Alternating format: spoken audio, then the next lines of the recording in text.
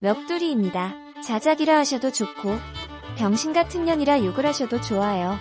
그냥 어디에든 말하지 않으면 제가 죽을 것 같아서 씁니다. 5년 동안 몰랐다. 정말 까마득히 모르고 살았다. 이 더러운 곳에서 나만 나가면 그만인데 왜 이렇게 눈물이 나는지 모르겠다. 남편과 신우는 이복남매라고 했다. 나는 남편보다 5살이 많았고 신우는 남편보다 7살이 어렸다. 남편의 친엄마는 죽고 새어머니를 평생 엄마처럼 여기며 살았다고 했다. 그리고 그 새어머니와 친아버지 사이에서 태어난 신우가 있었다. 나이 차이가 많아 그런지 남편은 살뜰하게 신우를 살폈고 신우는 나랑 나이 차이가 있어 그런지 약간의 어린 행동을 하는 것 외에 그저 무난무탈한 신우였다. 신우가 18살 되던 해에 어머니가 돌아가셨고 건축업을 하시는 아버지는 지방에서 공사가 많아 한 달이면 2~3번 집에 오시곤 했었단다. 가끔 도우미 아줌마를 부르기도 하고 남편하고 신우가 청소랑 밥해가며 서로 챙기며 살아가던 시절에 나는 남편과 연애 중이었다. 그때 신우 20살, 남편 27, 나는 32이었다. 32에 나는 27에 남자친구가 나와 결혼해주지 않을까봐 전전긍긍했고 어린 신우를 시집갈 때까지 같이 보살펴주기로 하는 조건을 걸고 나는 34에 결혼했다. 신우는 성격이 무탈한 편이었고 자기 일은 자기가 스스로 하는 편이라 크게 부딪힐 일이 없었다. 집은 아버님 명의로 된 45평형대의 아파트였고 여전히 아버님은 한 달에 2~3번 하루 정도 자고 식사만 하고 지방으로 가시곤 했다.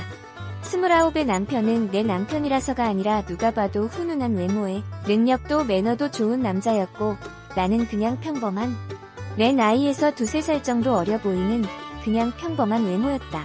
잘난 남편이 불안해서 항상 외모에 신경 쓰고 있었고 집안일도 일도 잘하는 완벽한 아내가 되기 위해 무던히도 노력해놨다.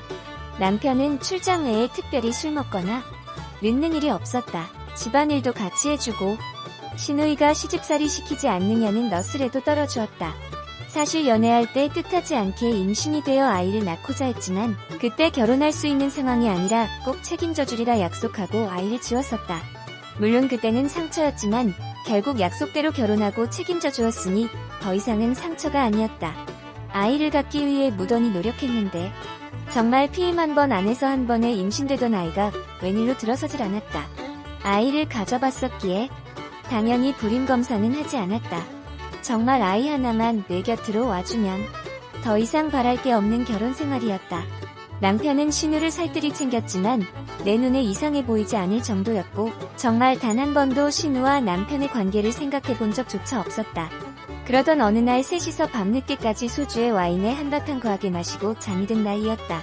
남편은 밖에서 술자리를 잘하지 않았고 집에 와서 나랑 마시거나 신우랑 마시거나 했었다. 그렇게 여느 때와 같은 날이었고 신우와 잠든 남편을 보고 내가 잠들었던 날이었다. 주말이면 항상 늦잠을 자는 난데 술 때문인지 목이 말라 잠시겠다. 옆에 있어야 할 남편이 없었고 집안 어디에도 없었다. 주말에는 운동을 하러 종종 나가기에 운동하러 나갔는가 보다 하고 물을 마시고 다시 침대로 갔다. 한참 잠이 오지 않아 뒤척이던 도중에 아가씨 방문이 열리는 소리가 났다. 그러더니 현관에서 신발 소리가 들리더니 현관문이 열리는 소리가 났다. 아가씨가 나가는가 보다 했는데 남편 소리가 들리는 것이었다. 지금 막 들어온 것처럼 하지만 분명히 순서가 잘못되었다. 현관문이 열리고 신발 소리가 들려야 맞는 건데 이상한 생각을 지울 수가 없었다. 남편은 정말 나갔다 온 것처럼 행동을 했고 나는 내가 미친년이지 별 생각을 다해 하고 말았다. 남편이 출장 간다던 날 아가씨는 친구들과 여행을 간다고 했고 나는 오랜만에 혼자서 휴식을 즐기고 있었다. 그때 친구에게서 온 전화.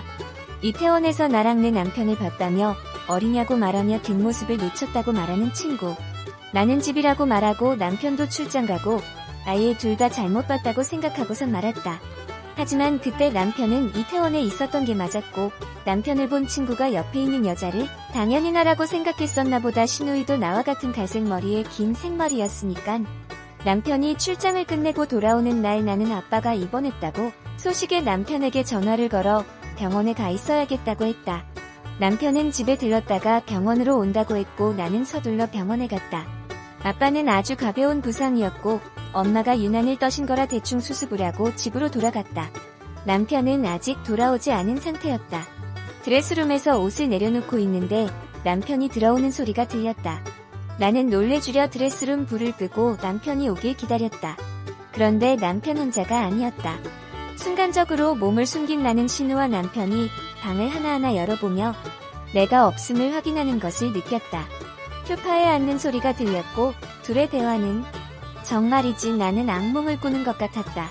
이태원 그 집은 과대평가가 됐다는 둥 호텔은 친구가 너무 싸구려였다 같은 냄새 나는데 언니가 의심하진 않을까? 그래도 간만에 너무 좋았다. 한참을 말이 없길래 귀를 기울이던 도중에 남편의 신음소리가 들렸다. 그래, 둘이 거실에서, 나 없는 거실에서 이성의 끈을 놓아버린 나는 문을 열고 나갔고 헐벗고 엉켜있던 남편과 신우이 허둥대는 그 꼴이란 정말 짐승이 따로 없는 것 같았다. 나는 주저앉았고 그 둘은 말없이 집을 나갔다. 이틀 동안 그 둘은 돌아오지 않았고 내 전화도 받지 않았다. 나는 이틀 동안 연차를 쓰고 집에만 있다가 3일째 되는 날 출근을 했다. 그리고 퇴근하니 내가 출근한 건 어찌 알았는지 집에 다녀간 흔적들이 보였다. 나는 신우의 컴퓨터를 뒤지기 시작했다. 하지만 아무것도 나오지 않았다. 5일 만에 남편이 들어왔다. 나는 대화를 하길 원했고 남편은 입을 열었다. 신우는 보호 차원에서 호텔방에 처박아 두었고 모든 일은 자기 잘못이라고 한다. 신우는 사실 새어머니가 데리고 들어온 갓난아이이며 피가 섞이지 않았다고 새어머니를 받아들이지 못하는 할머니 때문에 애를 낳아왔다고 아버지가 거짓말을 한 것이란다.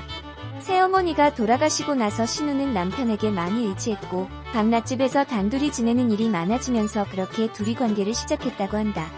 그때 신우가 고딩, 남편은 군 전역했을 때였다고 한다.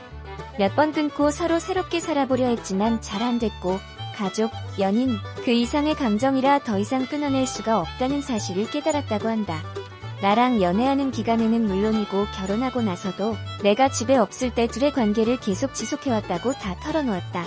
신우가 간혹 생겼다던 남친도 다 거짓말이었고 내 눈을 피하기 위한 일종의 작전. 신우의 철없는 행동으로 혹시나 내 의심을 살까봐 남편이 그동안 케어한 것까지. 신우는 9년, 거의 10년을 남편을 남자친구로 생각하고 살았고 남편은 신우를 위해 정관수술까지 했단다. 내가 아이 가지면 아이를 죽일지도 모르겠다는 말을 해서 정말 믿을 수가 없었다. 순순히 자기 입으로 시인을 했지만 간통죄가 없어졌으니 이 둘을 실형살게 할 순 없었다. 이혼 소송을 해 재산이라도 뺏어보려 했지만 변호사와 상담하니 어차피 둘이 결혼해서 같이 모은 돈만 나누는 거 외엔 위자료 1천 3천 정도 받을 수 있을 거란다. 그런데 남편이 1억을 주겠다며 소송하지 말고 조용히 협의 이혼하자고 한다. 같이 모은 돈도 다 날 주고 위자료로 1억을 주겠단다. 그래, 신우를 위해서인가 보다. 시아버지란 사람도 이미 알고 있는 것 같고 죽은 새엄마라는 사람과 서류 혼인도 하지 않았었고 신우는 친아버지 호적에 등록되어 있는 상태로 둘은 정말 완벽한 남남이니 이제 나만 없어지면 둘이 잘 먹고 잘 살 수 있겠지.